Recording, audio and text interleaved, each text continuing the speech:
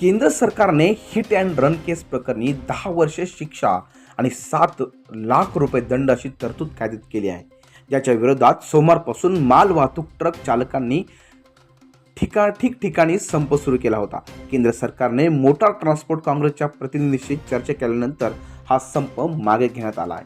All India motor transport Congress core committee अध्यक्ष मालकीत सिंग यांनी सांगितले की भारतीय न्याय संहितेच्या कलम 106(2) मधील 10 वर्ष कारावास आणि दंडाच्या तरतुदीबाबत वाहन चालकांच्या चिंतेची दखल घेऊन भारत सरकारने आज मंगळवारी ऑल इंडिया मोटार ट्रान्सपोर्ट काँग्रेसच्या प्रतिनिधींशी चर्चा केली.